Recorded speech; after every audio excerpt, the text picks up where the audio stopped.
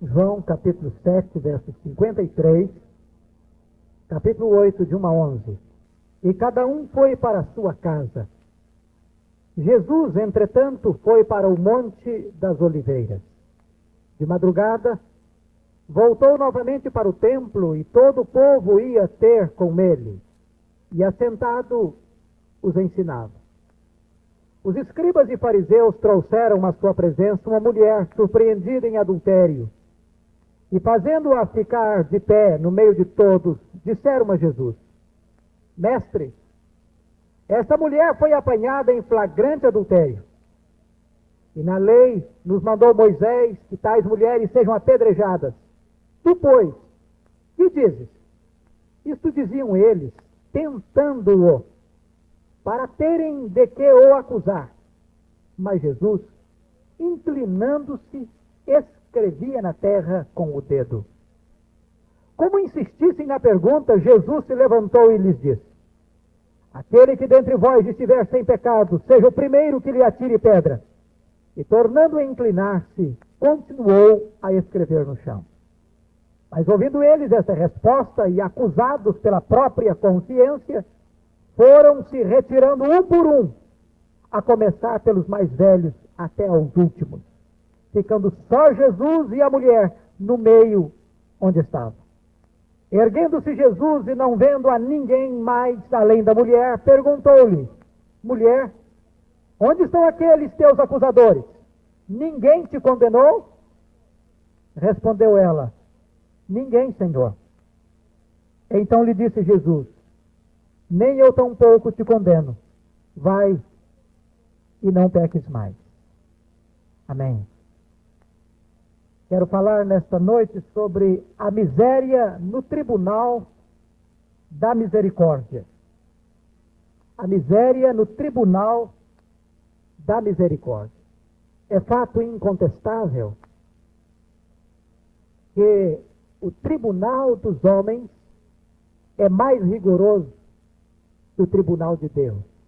Porque o tribunal de Deus é justo, imparcial, não comete erros nem enganos, nunca foi corrompido, nunca foi subornado. Ele sempre julga segundo a verdade e segundo a justiça. Entretanto, no tribunal dos homens, vemos um Herodes no trono e um João Batista na prisão. Mas no tribunal de Deus, ainda mesmo um ladrão, e em face da própria morte, morte de cruz, ele encontra alforria, perdão e salvação. No tribunal dos homens, José, mesmo inocente, vai para a cadeia. E a mulher de Potifar, embora culpada, é tida como inocente. No tribunal dos homens, Jesus vai para a cruz e Barrabás sai da cadeia. É por isso que, quando Davi foi concitado a escolher entre o juízo de Deus e o juízo dos homens, ele não duvidou em optar pelo juízo de Deus, que é o juízo dos homens. Hoje quero falar sobre esse assunto, a miséria no tribunal da misericórdia. E enfocando em três aspectos. Primeiro, examinando a acusada. Depois, em segundo lugar, examinando os acusadores. E em terceiro lugar, examinando o trabalho do advogado. Vejamos então sobre a acusada. Se vocês perceberem o contexto que emoldura essa passagem, é a festa dos tabernáculos em Jerusalém. E tristemente esta mulher aproveita a festa, a aglomeração, a multidão que habita em Jerusalém temporariamente naquela semana, porque era uma festa de 10 dias, para dar vazão aos seus desejos, aos seus ímpetos e ao pecado. Não é muito raro esse fato. que nos grandes ajuntamentos as pessoas aproveitem o anonimato da multidão para se miscuir em toda prática reprovável e abominável de pecado. É por causa disso que as autoridades do nosso país estão tomando tantas medidas em face da festa que se aproxima do carnaval. O governo já importou milhões de preservativos da China, prevendo realmente uma avalanche, um terremoto avassalador de promiscuidade nesses festejos. E esta mulher aproveita enseja esse momento para a prática do pecado. Segundo lugar, não apenas aproveita a festa para dar vazão ao pecado, mas ela atrai o marido. Podemos deduzir com certa segurança desse texto que essa mulher era casada pelo verbo, pela palavra que está aqui no texto original. Quando fala de adultério, usa a palavra moiteia, que é uma palavra própria para a relação ilícita de uma pessoa casada, obviamente fora do casamento. Essa mulher trai o seu marido, quebra os votos, quebra a aliança e fere a lei de Deus. Não adulterará. E ela então está violando um preceito divino, está violando um preceito familiar, está violando votos que ela mesma fizera um dia no altar de Deus, de fidelidade irrestrito ao seu marido. Em terceiro lugar, essa acusada é flagrada no ato do seu pecado.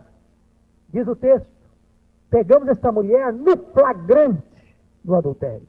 Ou seja, ela não tem desculpa, ela não tem como fugir, ela não tem como negar, ela não tem como tangenciar ou pegar um atalho para justificar o seu erro, para transferir a sua culpa, para se inocentar de seu grande pecado diante de Deus e diante dos homens. Porque há aqueles que, quando acusados de um ato semelhante, podem se excusar, podem transferir a culpa para outrem, podem dizer que não são culpados, mas para o caso dessa mulher não teve como fugir, ela foi apanhada no flagrante do seu erro, do seu pecado. Há alguns meses, talvez, vai fazer um ano agora, na época do carnaval passado, quando o governo lançou aquela propaganda dos preservativos, prevenindo sobre a questão do carnaval, nós mandamos uma carta ao senhor ministro da Saúde,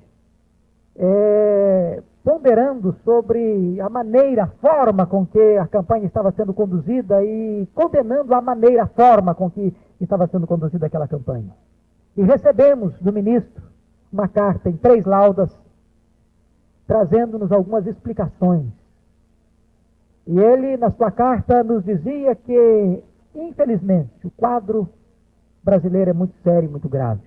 Porque muitas mulheres, embora fiéis aos vínculos do casamento, aos votos do matrimônio sagrado, estão sendo contaminadas pelo vírus da AIDS, estão morrendo porque confiam na integridade e na fidelidade de seus maridos.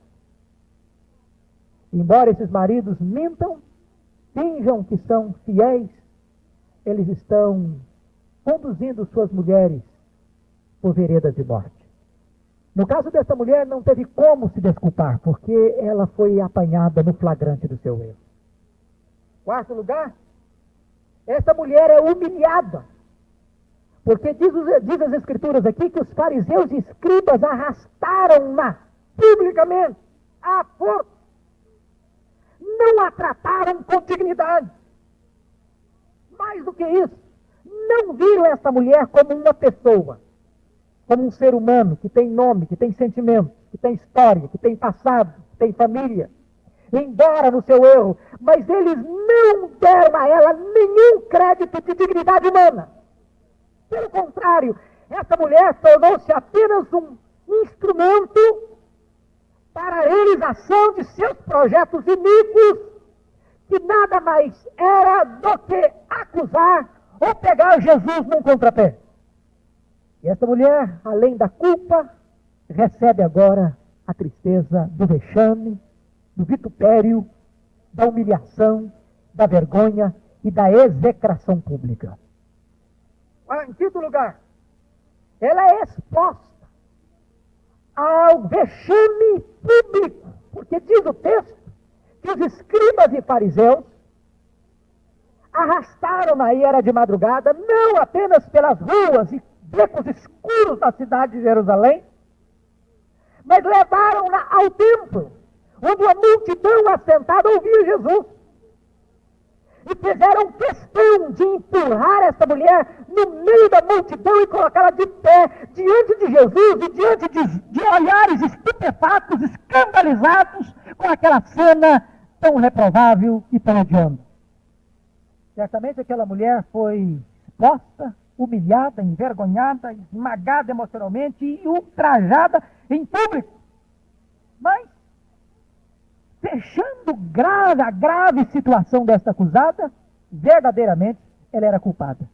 E culpada de um crime na lei de Moisés, um crime de morte. A lei de Moisés era clara nessas questões. Mesmo entre um moço e uma moça, se encontrados no flagrante do seu pecado, deveriam ser mortos, o rapaz e a moça. No caso de uma mulher casada, de um homem também, os dois deveriam morrer. Os dois, apedrejados. Havia uma lei dos escribas que uma mulher casada, se apanhada em flagrante adultério, deveria ser estrangulada. De tal maneira que esta mulher, verdadeiramente, diante do seu tempo, da sua época, da lei vigente, ela era culpada de um crime de morte.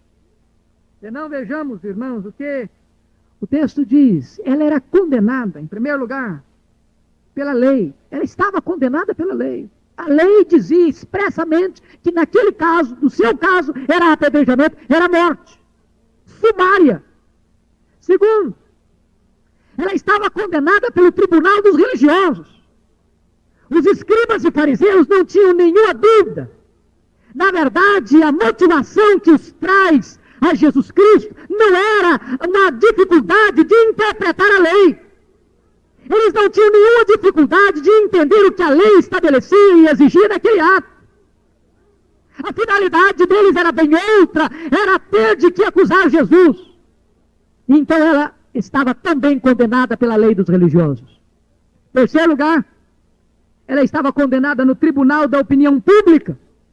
Porque quando colocada no meio da multidão, nenhuma voz se levantou em sua defesa. Nenhuma pessoa se ergueu para defender a sua causa.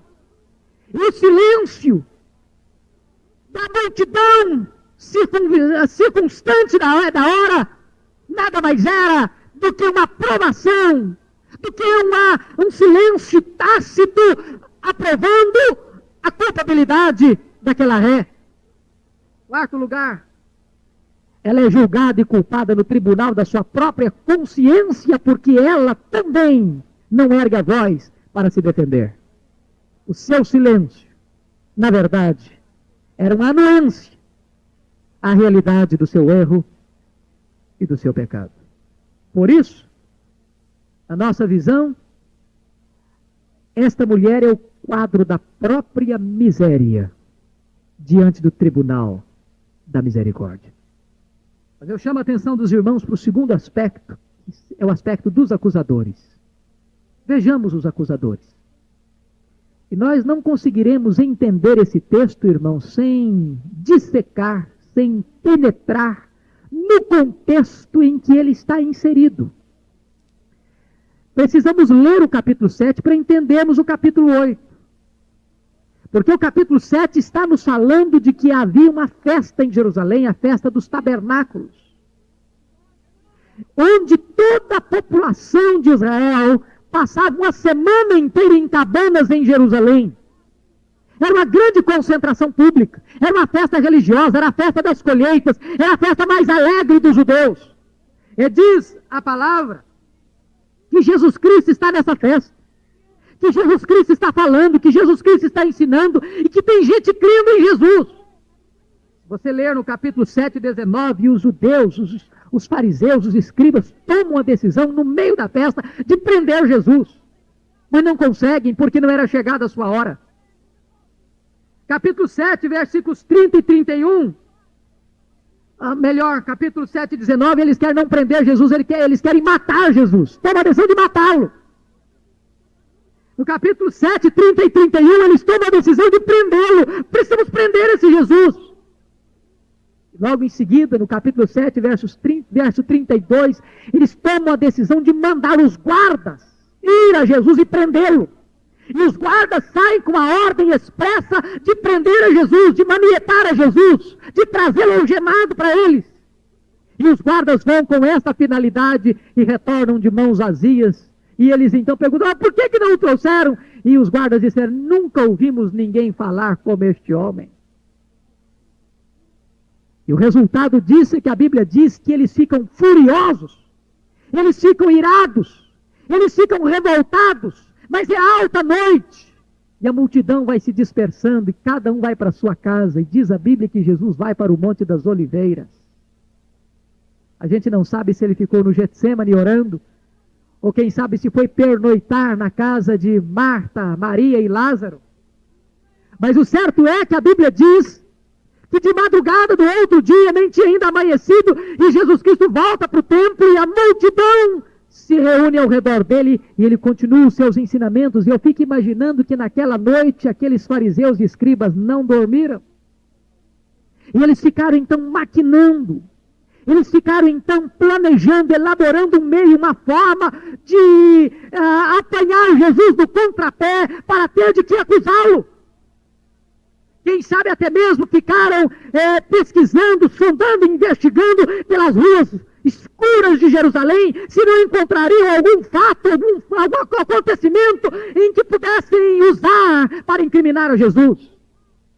Com isso nós começamos a aprender alguma coisa sobre esses acusadores. Em primeiro lugar, o conceito de autoridade que eles tinham. Há, meus irmãos, uma diferença clara de conceito de autoridade desses homens. Para eles, a autoridade era o instrumento nas mãos para condenar os outros, para esmagar os outros, para ferir os outros. Eles usavam do poder que tinham, não para abençoar, não para libertar, não para salvar, mas usavam da autoridade que possuíam para condenar. Eles não eram pastores, eles eram detetives. Em segundo lugar, vamos ver a conduta brutalmente grosseira desses acusadores. Em primeiro lugar, em relação à mulher. Eles não se importaram com essa mulher. É bem verdade que ela foi apanhada no ato do seu pecado, mas eles não deram a ela o mínimo de dignidade humana. Não se importaram com ela, com seu nome, com a sua história, com o seu futuro, com nada. Para eles, aquela mulher era apenas um caso que eles iriam usar para atingir os seus objetivos. Era o utilitarismo. Era usar as pessoas apenas para atender aos seus desejos, aos seus propósitos ainda que iníquos. E agiram grosseiramente com Jesus. Porque, na verdade, o texto diz que eles foram a Jesus com 3 intenções básicas para chegar a um resultado. Primeiro, eles queriam colocar Jesus contra a lei de Moisés.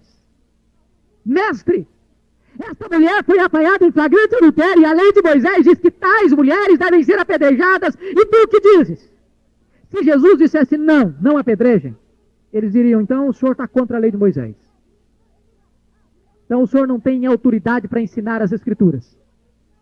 E eles então minariam a autoridade de Jesus Cristo de expor a palavra de Deus. Se Jesus respondesse, apedrejem mesmo, eles colocariam Jesus contra a lei de Roma, porque a lei de Roma não dava autoridade a um judeu de lavrar, de condenar à morte uma pessoa.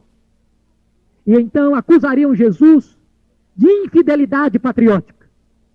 Colocariam Jesus contra César, contra as leis romanas.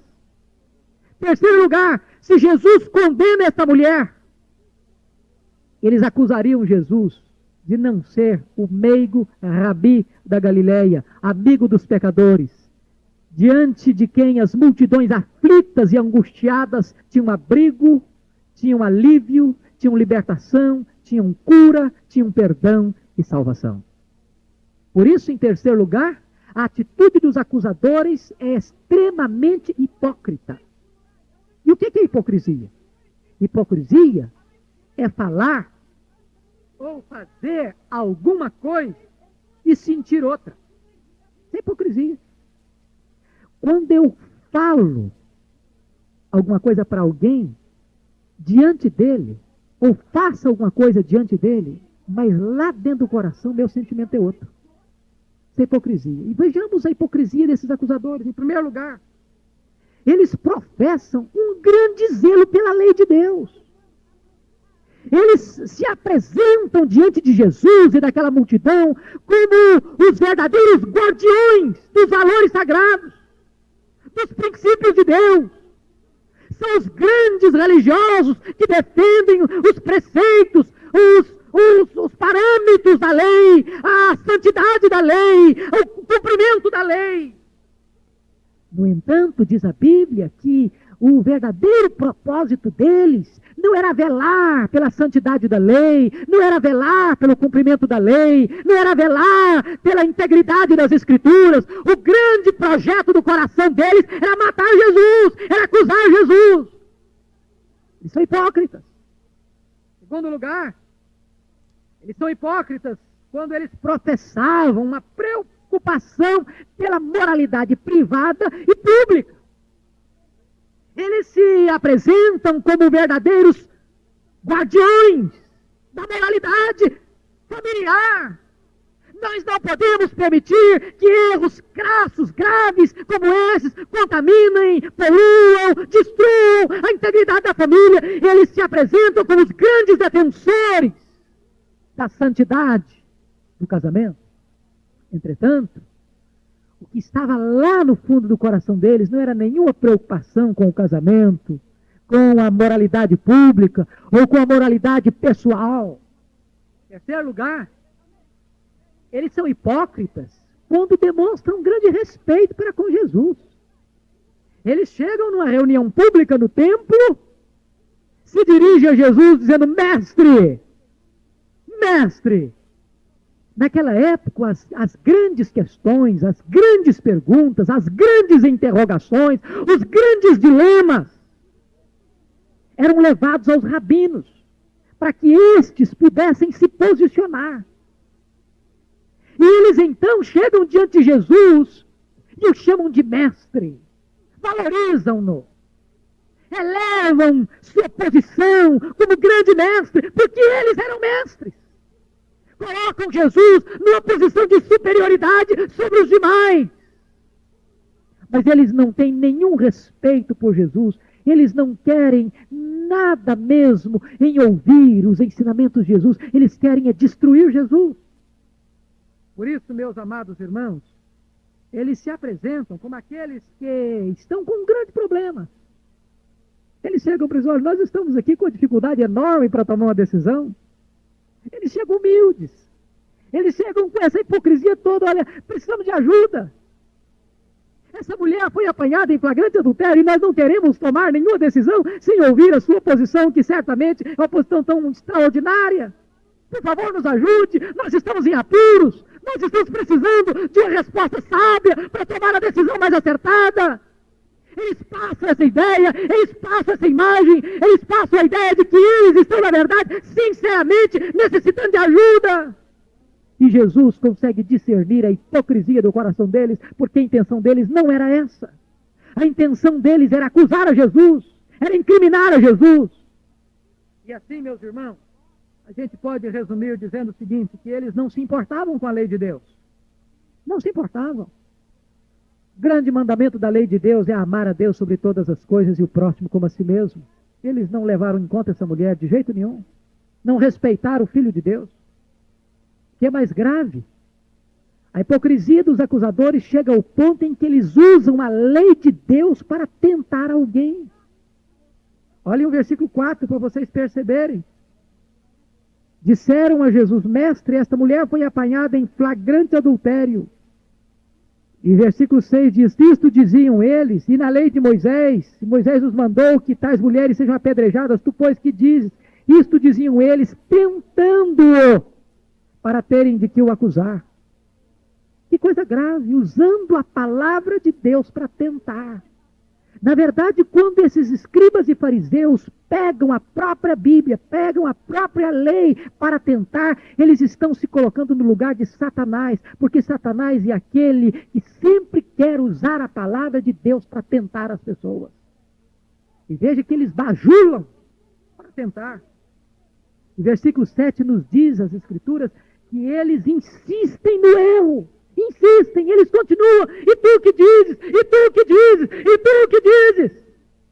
Podemos então concluir, meus irmãos, sobre os acusadores o seguinte: que a conduta deles foi reprovável porque não foi ditada pelo aborrecimento ao pecado. Eles não estavam nada preocupados com pecado e adultério, eles queriam nem saber desse negócio. Não foi ditada pelo aborrecimento ao pecado. Segundo, não foi a atitude deles determinada pelo zelo à lei de Deus. Não foi. Terceiro, a atitude deles foi parcial e carregada de discriminação. Porque a lei de Moisés dizia que devia ser apedrejado a mulher e o homem. Por que apareceram só com a mulher? Por que pegaram a mais fraca? Por que arrastaram-na e expuseram-na ao vitupério público? E o homem, onde estava? Por que não o acusaram? Se foi apanhado no flagrante, o homem estava junto. Por que não o pegaram? E deste fato, diante disto, fica evidente no texto que os acusados tornam-se mais culpados, os acusadores tornam-se mais culpados do que a acusada. Culpados pela lei que defendiam. Culpados pela consciência porque fugiram. Culpados pela dureza de coração, porque deixaram as pedras. E a ré que for acusada, sai perdoada, porque se humilhou. E com isso eu aprendo uma lição para fechar esse ponto. Os mais depravados e maus são os mais severos acusadores. Muitas vezes, aqueles que mais acusam não são os mais santos. Aqueles que mais julgados. Porque com a medida com que tiverdes julgado, também sereis julgado. Porque vês tu o argueiro no olho do teu irmão e não enxergas a trave que está no teu próprio olho. O que Jesus está querendo dizer é o seguinte: você não pode exigir dos outros aquilo que verdadeiramente você também está praticando, ainda que seja no coração. Eu li há alguns anos um livro do pastor Rubens Lopes, pastor da Igreja Batista de Vila Mariana, em São Paulo, de saudosa memória, um dos mais ilustres púlpitos que este país conheceu. E ele, no seu livro Um Pouco de Sol, narra uma lenda hindu interessante, de um homem, de um ladrão, que fora preso e condenado à morte, por causa de seus muitos crimes de furto e de roubo. E essa lenda hindu diz que no dia em que aquele ladrão estava sendo levado para o cadafalso, o rei deu-lhe a oportunidade de manifestar o seu último desejo. Então o ladrão pediu que o rei fosse até ele. E disse: rei, eu não queria morrer antes de beneficiar o meu reino.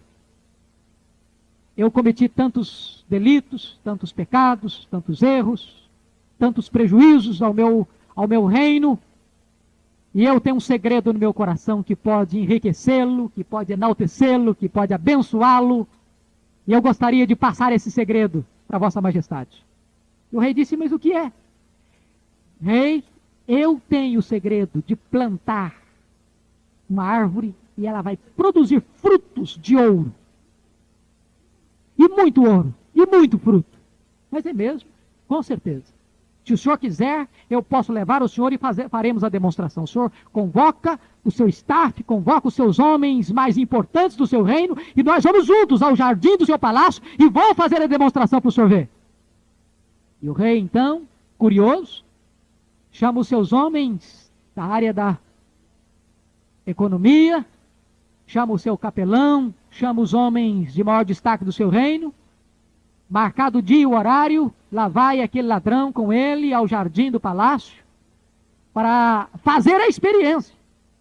O ladrão, então, preparou todo o cenário, todo o ambiente, e na hora que ele ia lançar a semente ao solo, como que se tomasse um choque, disse: mas, desculpem, majestade, eu pessoalmente não posso lançar a semente, porque eu sou um homem de mãos sujas, eu sou um homem de mãos manchadas, eu fui um homem desonesto, e somente uma pessoa absolutamente honesta, que nunca cometeu o pecado do furto, pode lançar essa semente. Então eu quero passar as mãos da vossa majestade, para vossa majestade lançar a semente. E o rei ficou meio engasgado, ficou meio desequilibrado, meio desconcertado, e disse: bom, eu também vou fazer o seguinte, eu não vou lançar, porque eu também já tive alguns momentos difíceis, você sabe como é que é esse negócio, muitas pressões, muito suborno, muita coisa, etc e tal, eu quero passar para o ministro das Finanças. O ministro das Finanças diz: olha, majestade, eu tenho dificuldade também, porque o senhor sabe que é tão difícil, tantas pressões e tal, tanta propina, eu quero passar para o capelão, eu prefiro que ele faça. O capelão coçou a cabeça e disse: olha, majestade, o senhor sabe que eu tive tantos momentos difíceis, a vida não é fácil, e eu também tenho dificuldade, e o senhor sabe que eu tenho erros, o senhor sabe que muitas vezes eu também já recebi suborno, e não dá para mim. Passaram por todo mundo, ninguém estava apto a lançar a semente. E o ladrão disse para o rei: majestade, já que não tem ninguém apto, não tem ninguém santo, não tem ninguém com lisura, eu quero dizer para o senhor o seguinte: ladrão por ladrão, tanto é ladrão quem rouba 1 milhão, como quem rouba um tostão. Todos nós estamos no mesmo barco. Talvez fosse melhor que todos nós fôssemos para o cadafalso. E o rei compreendeu a mensagem daquele ladrão e disse o seguinte: você pode ir para sua casa, você está alforriado. Às vezes, nós somos como os fariseus e escribas. Botamos o dedo no rosto das pessoas e as acusamos de pecados que nós acariciamos no coração. Nós condenamos nos outros aquilo que lá no secreto do coração nós praticamos, ou desejaríamos praticar. E Jesus Cristo, então, mergulha na intimidade do coração daqueles homens e diz o seguinte: quem estiver sem pecado, atire a primeira pedra. Por que Jesus fizera isso? A Bíblia diz que quando chegaram para Jesus e disseram: essa mulher foi apanhada em flagrante adultério, e a lei de Moisés diz que tais mulheres sejam apedrejadas, o que Jesus fez? Calou a boca, assentou, começou a escrever no chão, com o dedo. É a única coisa que nos consta da Bíblia que Jesus escreveu. Tantas pessoas têm muita curiosidade para saber o que é que Jesus escreveu, né? Seria tão bom se a gente soubesse. Mas nós podemos ter uma pista. O que é que Jesus escreveu? Porque a palavra escrever é grafém no grego, ou grafê. Mas a palavra que Jesus, que está registrada aqui, é catagrafém. E esta preposição, esse prefixo catá, significa contra, algumas vezes. Dá-nos a entender que Jesus Cristo estava escrevendo contra os acusadores, os pecados deles, na areia, no chão. Que Jesus estava expondo a vida deles ali na areia. E quando Jesus se levanta e diz: aquele que estiver sem pecado, a palavra sem pecado no grego, anamartetos, significa não apenas sem pecado, mas sem desejo de pecar. Aí Jesus vai muito fundo na questão. Porque para Jesus não basta apenas a questão do ato. Jesus julga o desejo do ato. Jesus julga as intenções do coração. Jesus julga as motivações íntimas. Não é preciso alguém ir num prostíbulo para se prostituir. Ele pode ter um prostíbulo no coração. Não basta alguém ser um larápio, ser um ladrão, ser um assaltante. Basta apenas ele cobiçar o que é do outro. Não basta apenas alguém pegar uma arma e tirar a vida de alguém. Se ele no coração odiar essa pessoa, ele é assassino. Diz a palavra de Deus em 1 de João 3,15, aquele que odeia é assassino.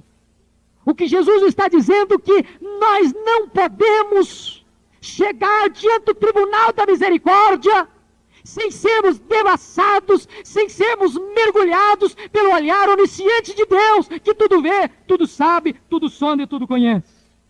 Em terceiro lugar, Jesus não esmaga a cana quebrada. Eu acho tremenda a atitude de Jesus. Primeiro que Jesus não caiu na esparrela deles.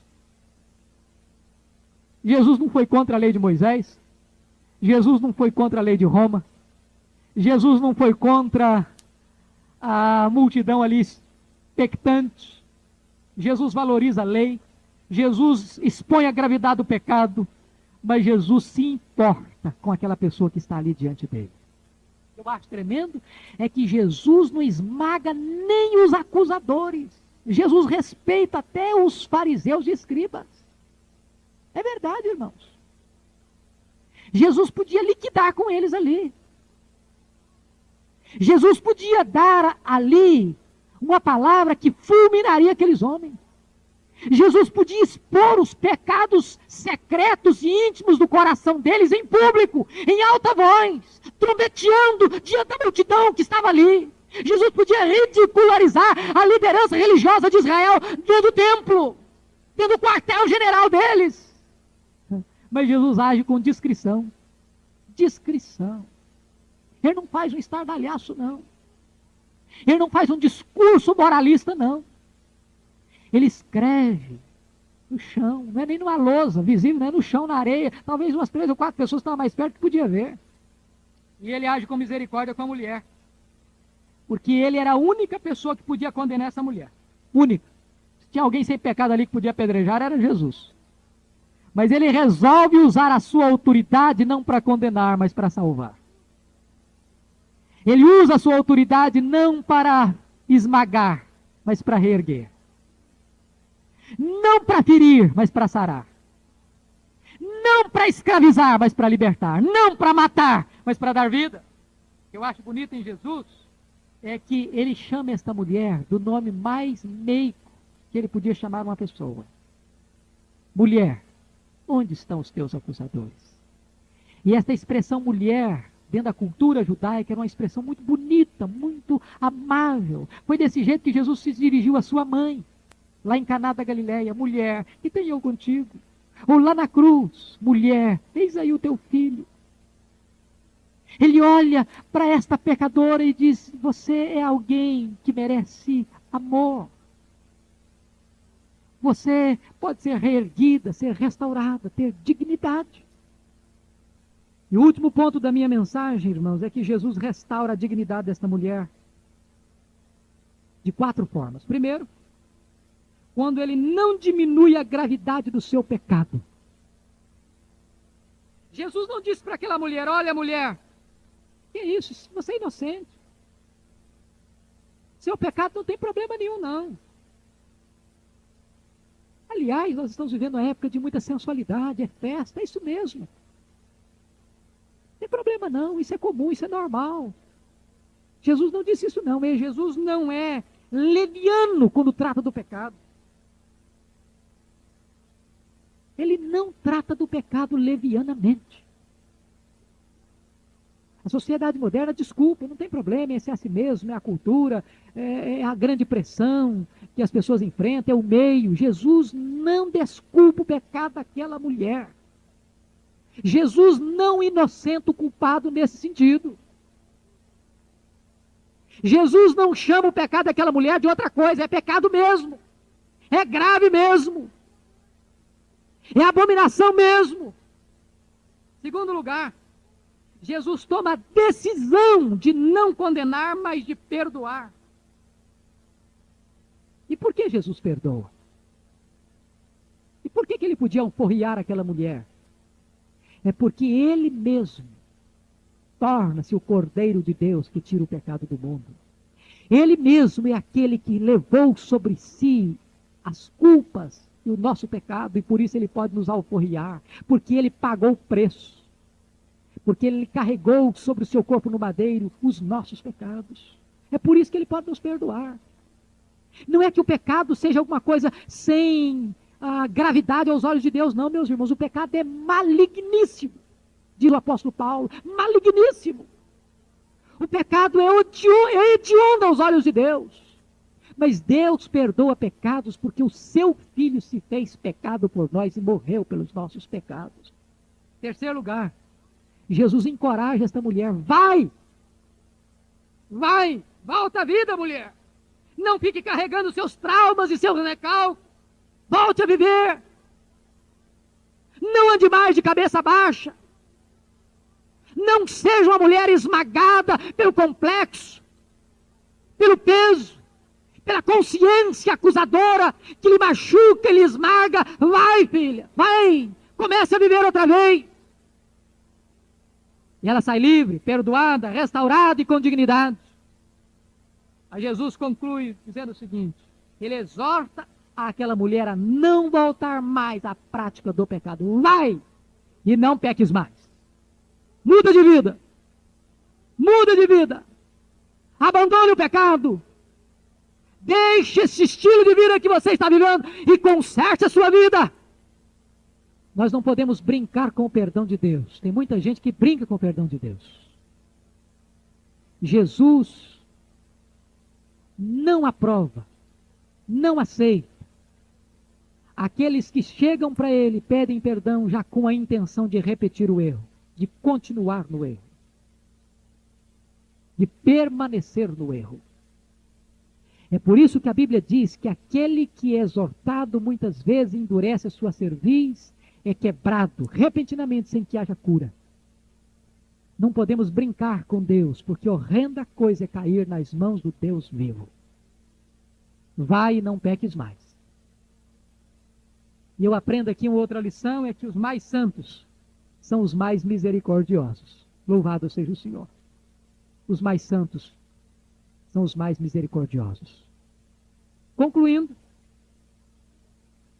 quero dizer para você o seguinte, querido irmão. Quem sabe você está aqui hoje e você sente que o seu quadro é um quadro de miséria, pois você está diante do trono da misericórdia. E misericórdia é uma palavra que tanto do grego quanto do latim significa um coração inclinado na miséria do outro. E eu quero lhe dizer que seja qual for a sua situação nessa noite, o coração de Jesus está inclinado em sua miséria.